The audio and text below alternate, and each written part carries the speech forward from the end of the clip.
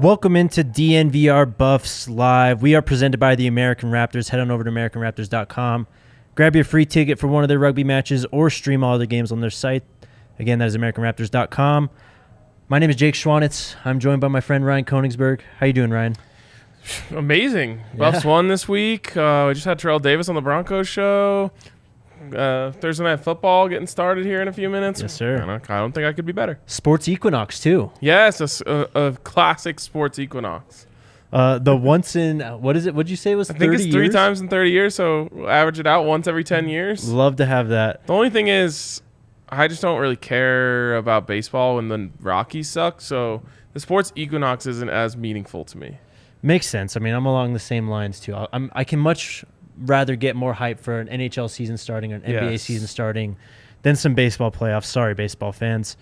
Tons to talk about today, man. A lot has happened since that win on Saturday over Cal. The most notable thing, I think, Brendan Lewis decided to transfer out of the program on Tuesday. We kind of talked about it. It seemed like he was maybe sticking in there, but he decided to leave. Just your thoughts. Right move for Brendan, and that's really what it comes down to. Like, it's always a bummer when you lose guys, especially because now, you know, it always happens this way, right? Now Owen's banged up, JT's starting, and it'd be nice to have someone with some experience behind JT. Now, do we know if Owen will be available at all? I do not know about that yet. Yeah, I assume probably not. I mean, maybe in like emergency situations. Yes. I think so. Sanford told us on Tuesday that Owen was going to be a game time decision, and then it comes out today that it's going to be JT. So I'm assuming Owen's. I mean, he was at practice. He's been dressing, but yeah. Okay. Well, so maybe he is available, but the thing is, you lost depth, and all of a sudden, right now is when you need depth. It's just kind of always how it works. But for Brendan, you know, I said this in our text thread. Like, I hope he transfers to, you know, somewhere closer to home. Maybe it's North Texas or something like that, and tears it up there. I think it was going to be a hard path for him to go back to being the starting quarterback at Colorado. It's one of the things that is very odd about college football in this day and age. Like, you used to just be able to have depth, and depth is kind of a thing of the past now, unless you're one of those powerhouse schools where everyone wants to transfer to in the offseason. As soon as a player sees, okay, well, what is my path back? You know, true freshman's playing over me. When he got hurt, the other guy went in. I got to go somewhere else. So I sympathize with Brendan, and I'm bummed it didn't work out for him because I was really excited about him coming out of high school. Yeah, I mean, the dual threat quarterback, he was, I think, number 17 in the nation in the 2020 recruiting class. Just never really put it together, though, man. And this is a team, too, that was really yearning for that offensive spark the last couple of years and just couldn't get it from Brendan. We all wish him the best as he moves on. The other headline, I should say, that we should want to talk about is Rick George today. He didn't say anything, but it's been like a Twitter conversation that has been making waves. He apparently, according to Philip Marshall, who posted this on the Auburn Undercover message boards, that's 24/7 Sports. Is Philip Marshall like the person who runs that board or just a random fan? No, he's like, he works for that board. Okay. He posted that George is among those who have been interviewed and is a candidate for Auburn's AD job. Your thoughts on that? Interesting, if true. I don't know. Here's what's funny about this is I think a lot of CU fans as recently as like last week wanted Rick George to be fired. Right. It's kind of one of those things where like as soon as someone else shows interest, maybe you get a little what's the word? Backtrack or start to realize what you have and that you don't want to lose it. Right. What I'll say about Rick George is, you know, his time at Colorado has not been perfect, and it would be difficult to be perfect. I said it before the coaching search, before even Darrell was fired. I'm not entirely against Rick George being the person who leads this next search or makes this next decision because he's 1 for 2 in hiring coaches, and the one that he got wrong, he was in a really, really bad position. Yep. So I don't feel like it's as bad as everyone thinks it is. He did 2 big mistakes. He didn't make the buyout on Mel Tucker's contract big enough. He made the buyout on Carl Durrell's contract too big as a reaction to that, even though Carl Durrell wasn't, you know, one of the top choices for the job. So with that being said, what Rick George has in spades is connections. And in this current landscape, where everyone is trying to go somewhere else.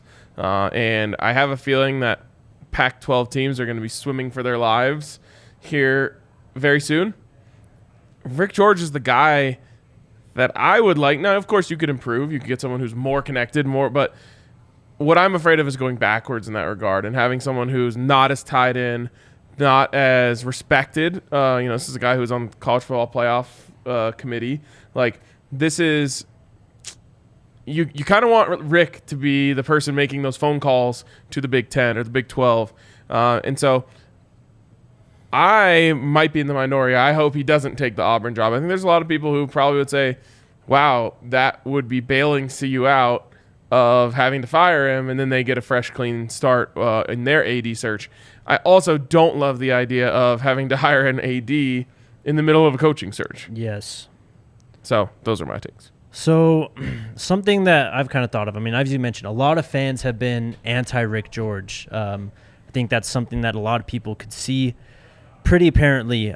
Is it a bad sign if Rick George wants to leave? Maybe things in terms of like the transfer requirements and stuff that the university itself has to figure out that Rick George can't really change. Is that a bad sign if maybe Rick George is trying to leave right now?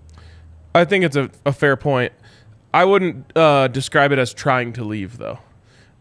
If an SEC school calls you... Evaluating his options, I guess. Yes, but either way, like, I don't have to be evaluating my options. Like, I'm not trying to leave DNVR, but if ESPN calls me, I'm taking the call. Mm-hmm. You know what I mean? Right.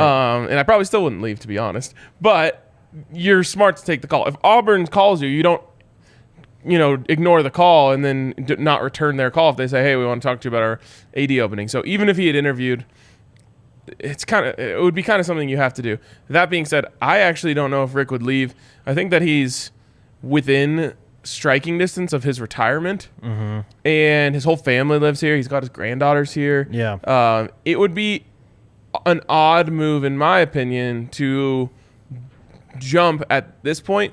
The counter argument to that, though, could be make a ton of money for 5 years at Auburn and then retire.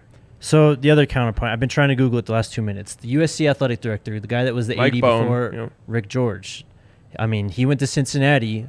They go on, they hire Luke Fickell, kind of become a national powerhouse for a little bit there. USC just got Lincoln Riley pulled away from OU. Is this concerning that maybe it's the school more so than kind of as I mentioned? Is it not an athletic director thing? Is it a school thing? Well, and I think that's something that Colorado fans over the years have been acutely aware of, is for maybe the first 10 years of the Buff struggles, you could say, okay, well, they screwed up hiring Hawkins, and then they screwed up hiring John Embry after that. And, you start to point and you just say, oh, they're getting the hires wrong. And then you start to ask yourself, well, why hasn't Colorado had a good quarterback in over 20 years? And like the problems start to compile. And then, as you get into now 2 decades with a couple blips in there, but really 2 decades of poor football, fans have had no choice but to address and come to terms with the fact that the problems are bigger than the AD or the coach, or really even the chancellor. And so, yes, to answer your question, it is concerning. And I think it's not even concerning. It's clear that it is not necessarily just a button pressing issue. It's not just whoever's pressing the buttons is pressing the wrong ones.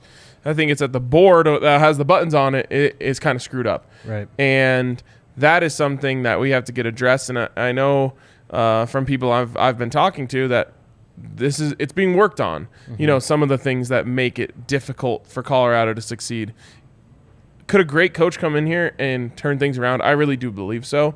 But that's a great coach. It's like drafting a great quarterback in the NFL. Like, the Bills can be the Bills for all these years, and then you draft Josh Allen, and you look pretty damn good.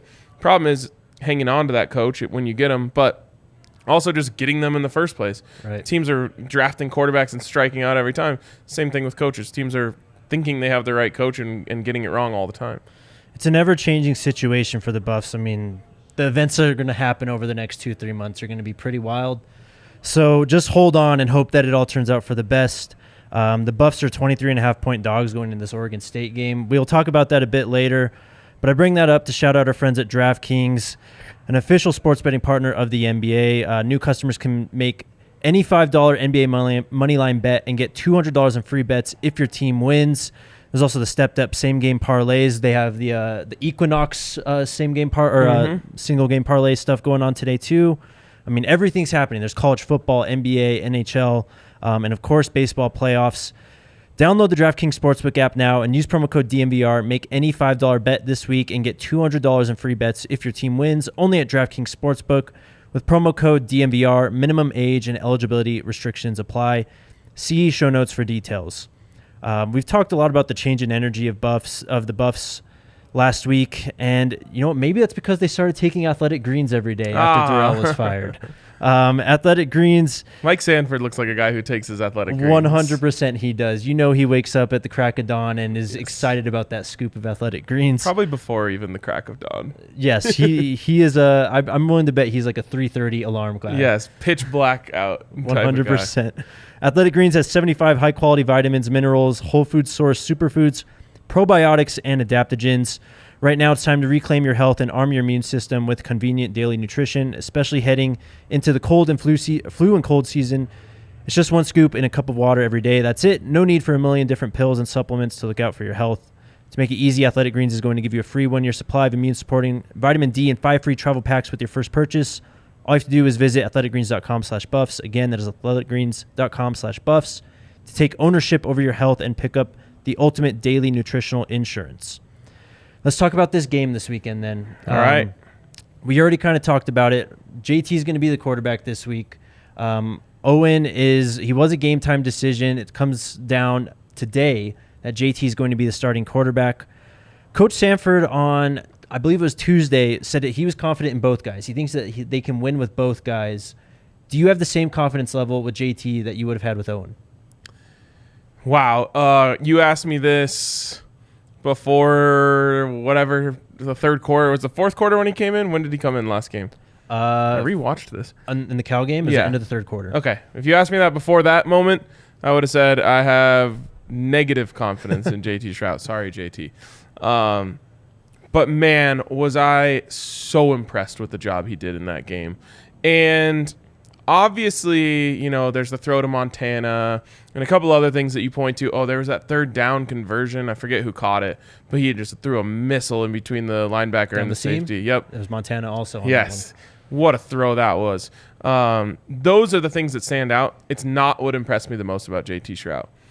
The leadership that he exemplified from the second that he got the call was just the stuff of legends, honestly. Like, when I remember that Cal win, which I will remember, sadly, for a long time, probably shouldn't be as memorable as it will end up being, but it was a big day, man. It was a big win, and I will think about JT Shrout's leadership. How about, you know, the scary moment with Deion Smith? And everyone's shaken, of course. The whole stadium's shaken, all the team. They're worried about their friend.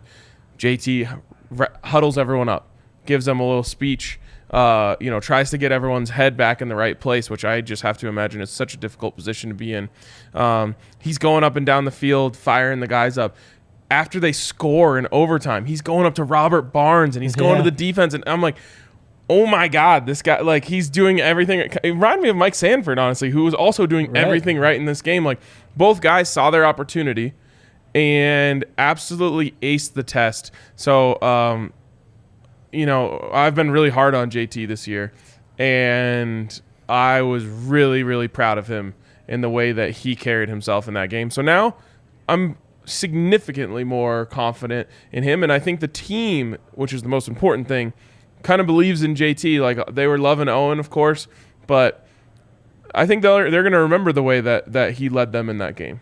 Well said, 100%. I think the thing with JT that also needs to be considered is his first start was that Air Force game on the road in the wet. It's just an absolute mess.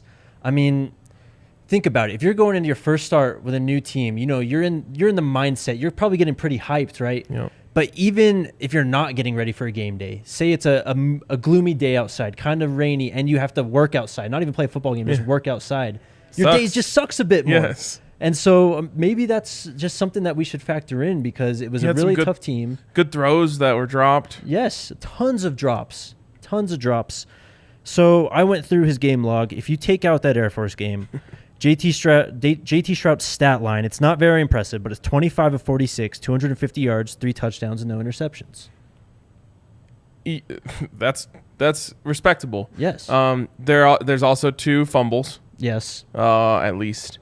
And that has to be counted in. And that's the one thing that worries me is Oregon State is so big in the trenches. Yeah. So big that you need a little bit of pocket presence from JT, which I think has been lacking.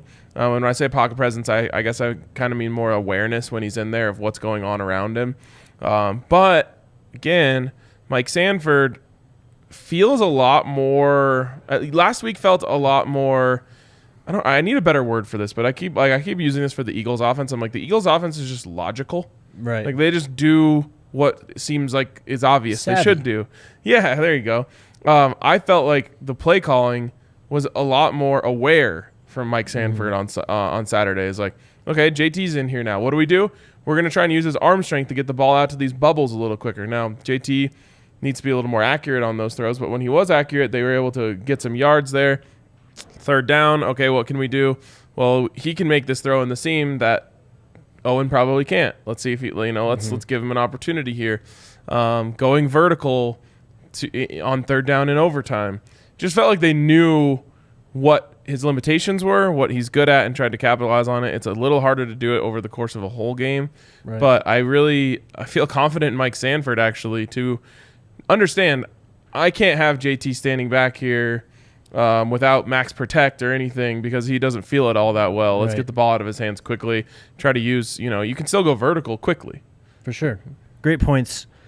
I want to ask this because we've talked about it before. Is Owen's red shirt playing a factor in this at all? I asked, so on Sunday night, Coach Sanford had a Zoom press conference. I asked him if Owen McCown was his quarterback going forward and if he was considering or having conversations about redshirting him. He didn't mention the red shirt. I don't know if he just glossed over that or didn't want to talk about it. But it's still 4 games after this Oregon State game if Owen doesn't play. So I think there is maybe is the answer. And I think that this is how it would work.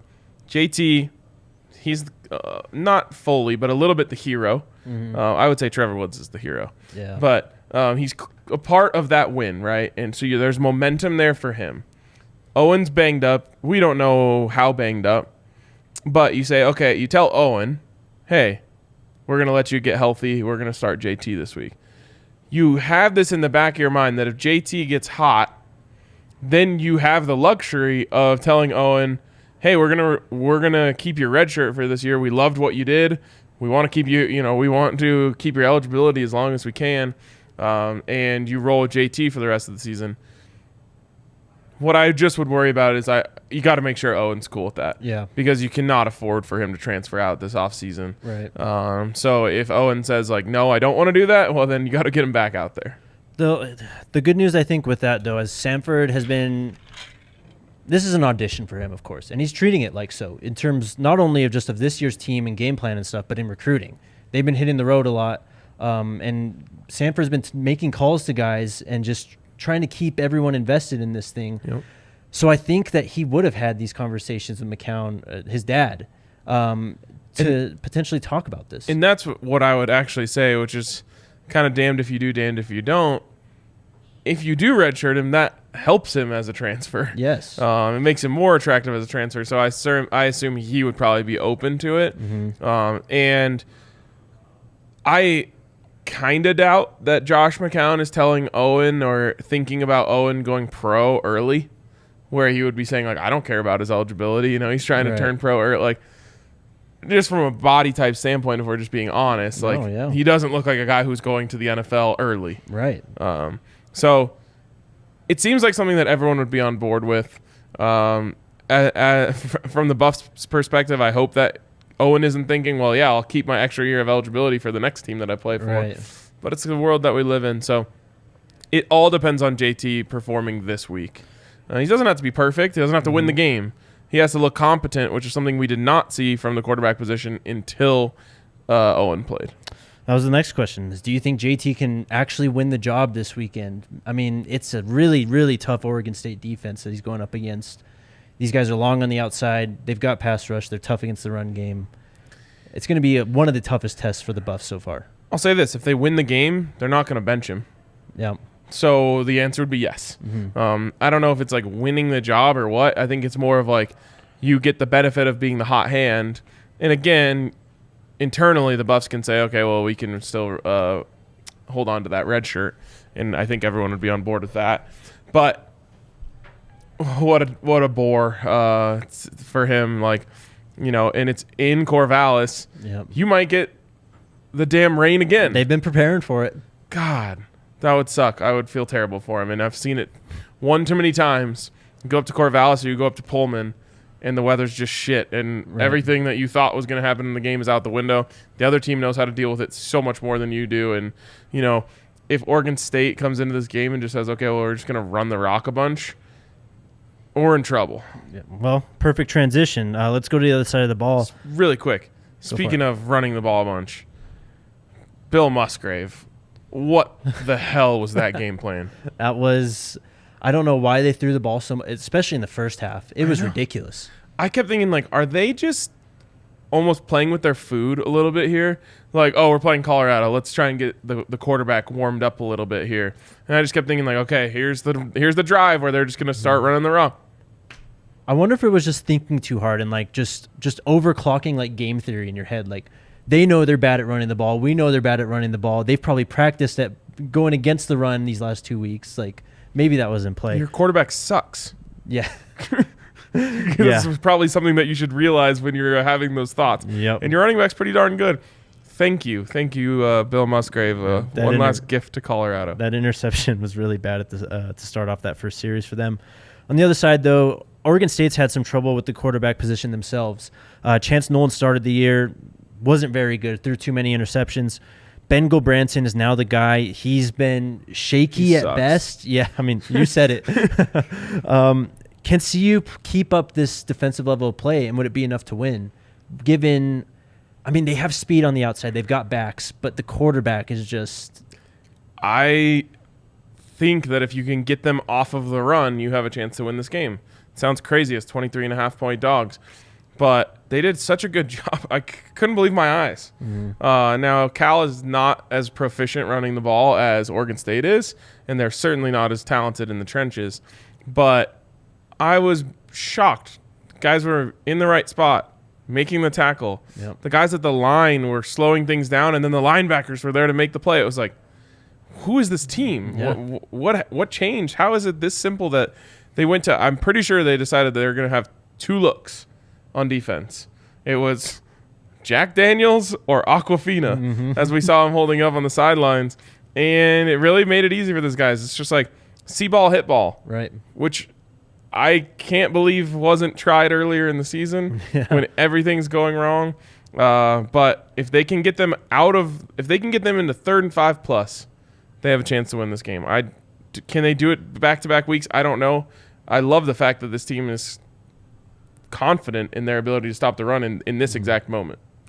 Oregon State has 3 backs, all averaging 4.5 yards per carry off of 54 attempts or more. Deshaun Fenwick, Damian Martinez, and Jamius Griffin. I'm pretty sure Damian Martinez is a freshman also, so they got another stud. They have this really cool team setup that, like, I am jealous of. It's massive inside. Yes. And twitchy on the outside.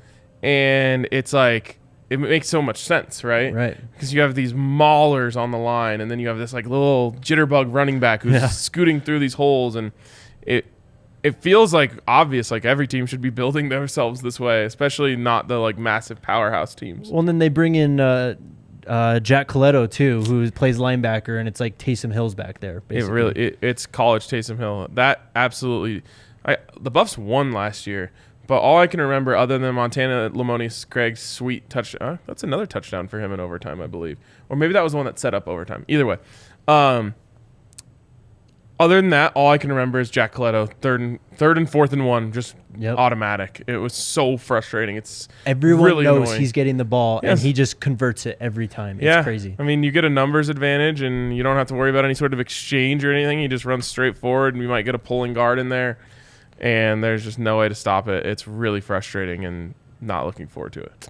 It looks like if maybe Carl Durrell was the coach, the Buffs would be mincemeat in terms of their defensive ability, but it's a new day. Speaking of meat, shout out to Hassel Cattle Company. Use code DMVR20 to get 20% off your entire purchase. Hassel Cattle beef is raised in Texas on a family farm. It's the best damn Wagyu beef you'll ever eat, and it's shipped to your door. Every time I talk about Hassel Cattle, I just think about Andre and Lucia and how he always talks about Lucia falling in love with the Wagyu beef and breaking Andre's wallet. Yes, it's so good. Head on over He to... needs to just buy like the cheap steaks at the store and be like, this is Wagyu beef. Right, exactly. Or buy more Hassel Cattle Company. You could do that also. If you want to head over to HassleCattleCompany.com, you can secure your bag of beef and use code DMVR20 for 20% off your entire purchase. That's DMVR20 for 20% off. Shout out Hassel Cattle Company. Let's pick some games, man. We have a top 10 matchup in the Pac-12 this weekend. This is probably the Pac-12's last chance for a playoff team this year, and that's the UCLA Bruins. I don't know who saw that coming into the season, but they're undefeated. They are on the road heading to Autzen Utah Stadium. still has a chance. 4-2 though, or 5-2. They Two lost losses? 2? Mm-hmm. Did they lose this last weekend? No, they beat USC. No, they beat USC. Who was the other team they lost to? Was it Oregon State?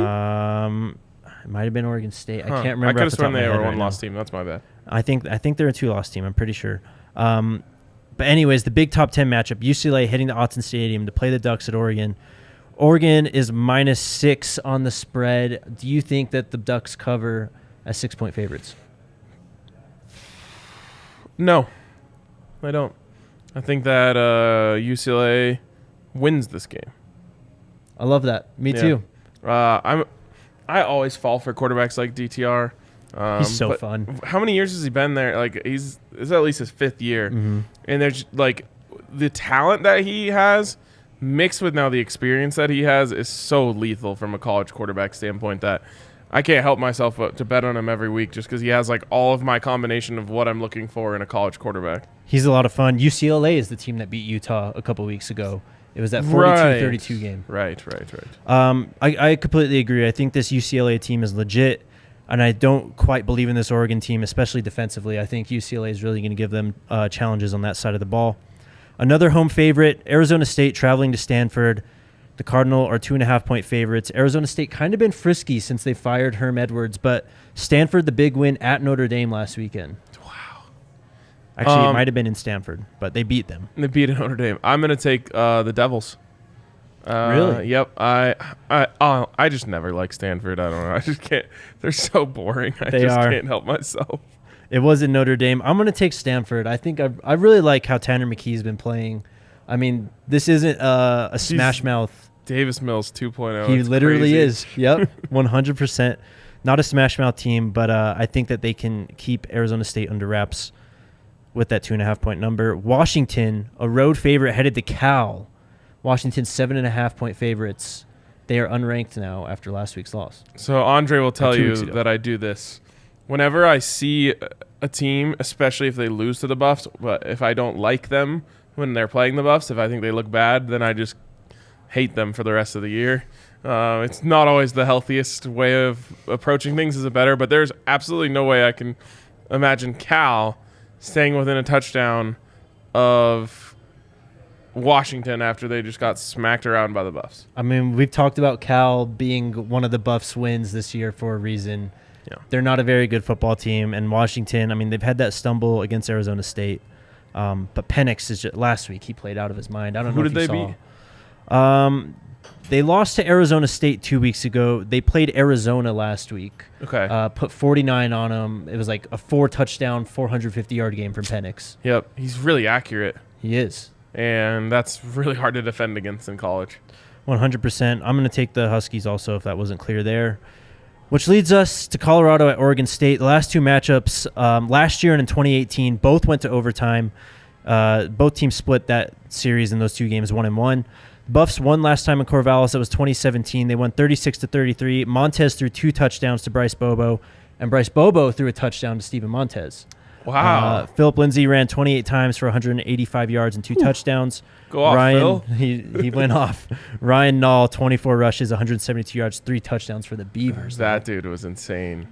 23.5 points for the Beavers this weekend, Ryan. What are we doing? Not on the Mike Sanford Buffaloes. No. I picked them last week for the first time all season to cover. I think. At least I did on the bet show. I don't remember what I said on this show.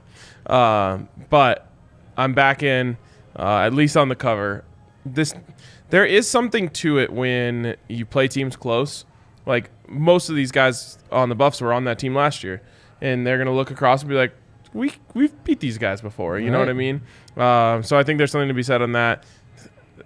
There is a chance that they just break the run and there's nothing the Buffs can do to stop it and it gets out of control.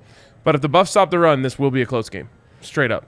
23.5, I mean, I get why that this line is in place.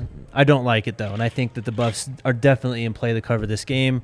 The way that Gerald Chapman's coached this defense, the way that Patterson's called this offense, I mean, it's really night and day. They've been throwing trick plays in there and stuff. I mean, it's like they're playing with house money. Yeah, and they are. I like that. So I have to say this, I love the way Mike Sanford has approached this opportunity. Mm-hmm. He is doing everything and anything he possibly can to win over any person, whether it's the janitor, the athletic director, the 4th string long snapper.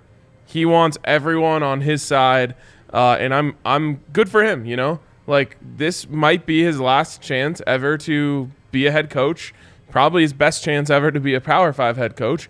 Is he a favorite? Probably not, but he's 1-0.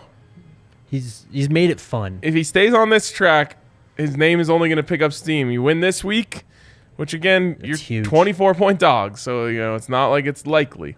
You win this week, people will start talking about it. They might even have a segment on College Football Live where they're saying, is Mike Sanford got to get this job at CU? Right. So I'm happy for him, and I really respect the hustle that he is putting in right now. It's very easy to just be like, well, I'm 5 games away from looking for a new job. Better start. And he is the opposite. He is essentially acting like he's the head coach of a program and trying to lead a program, and it's really, really respectable. And it makes me proud that he's our coach right now. It's been a lot more fun covering his football team. I mean, no shots at Carl Durrell. I mean, seemed like a good guy, but it's just been night and day. It's been so much more fun talking to him, watching his teams play. The players are really bought in. So 100%. Colorado plus 1,200 on the money line, Ryan. You know I'll be in on it. Let's go. That's what sparked my heater last week was the Buffs winning on the money line. Love to hear that. That's going to do it for today's show. We'll be back tomorrow. We'll have the full preview for the Oregon State game. Sounds like we love the Buffs this week. We do. I mean, it's a tough spot. Another kind of not unknown, but like weird factor this game. Oregon State's west side of their stadium is completely demolished. They're rebuilding it, so it's only like a 23,000 capacity crowd. Has it been that way all year? All year. That's how they're playing all year. Also, I'm hearing some hype around the watch party this Saturday. Let's go. A couple of my buddies are like, hey, let's go. You guys having a watch party? I'm like, yep. So should be a fun time down here at the bar. And guess what? Buffs, Avs, Nuggets. Wow. All going on that night. So it should be, and Rams if that's something you're into, which you probably aren't if you're watching this show. But all the teams in action on Saturday. So buckle up, come down, hang out for a marathon night. Let's do it. And it's a 6 o'clock kickoff. There will be other primetime games going on. It should be one hell of a night. Yeah. Really looking forward to it. Thank you guys so much for tuning in. Shout out to the American Raptors. As I said, we'll be back tomorrow. Let's go Buffs. Let's go Buffs.